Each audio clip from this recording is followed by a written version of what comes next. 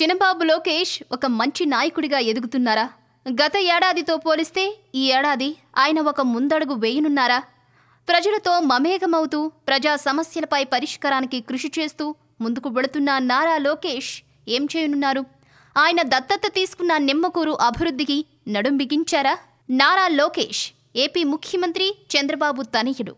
ఇంతవరకు ఈయనకు పార్టీ పదవులనే అలంకరించినా ఇప్పుడు క్యాబినెట్లో చోటు దక్కించుకోనున్నారు. ఈ విషయం తాజాగా బహిర్గతమైన సంగతి తెలిసిందే. అయితే ఇప్పుడు ఆయన ఏ పదవిని చేపట్టబోతున్నారనే ప్రశ్నలు మొదలయ్యాయి. ఏపీ రాజకీయాల్లో లోకేష్ ప్రత్యక్ష ఎంట్రీతో ఎలాంటి మార్పులు చోటు చేసుకుంటాయనేది కూడా ఇప్పుడు ఆసక్తికర అంశం. అయితే సామాజిక కార్యక్రమాల్లో పాల్గొనడం కూడా లోకేష్ తనదైన ముద్ర వేసుకున్నారు.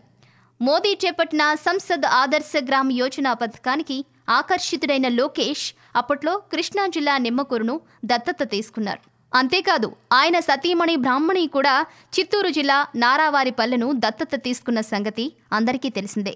అయితే ఇప్పుడు లోకేష్ నిమ్మకూరు అభివృద్ధి దిశగా ముందుకు వెళుతున్నారు. తాజాగా 30 పడకల ఆసుపత్రిని నిమ్మకూరులో లోకేష్ ప్రారంభించారు.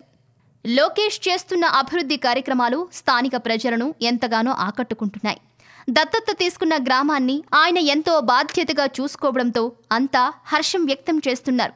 ఇక నుంచి ఈ ప్రాంతంలో ప్రజలు వైద్య సాయానికి సంబంధించిన ఎలాంటి ఇబ్బందులు పడకూడదనే ఉద్దేశ్యంతో ఆసుపత్రిని ఏర్పాటు చేయడం పట్ల సర్వత్రా ఆనందం వ్యక్తమవుతోంది.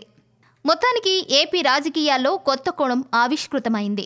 చినబాబు ఎంట్రీతో మున్ముందు ఎలాంటి మార్పులు వస్తాయనేది ఇప్పుడు చర్చనీయాంశం. మంత్రి పదవి ఎలాగో ఖాయమే. అయితే అంతకు మించి ఆయన సామాజిక కార్యక్రమాల్లో కూడా ముందుకు వెళుతున్నారు.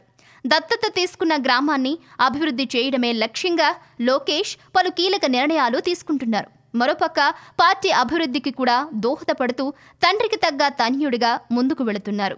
Thanks for watching one India Telugu. For more details please subscribe one India Telugu. Don't forget, share and like. Thank you.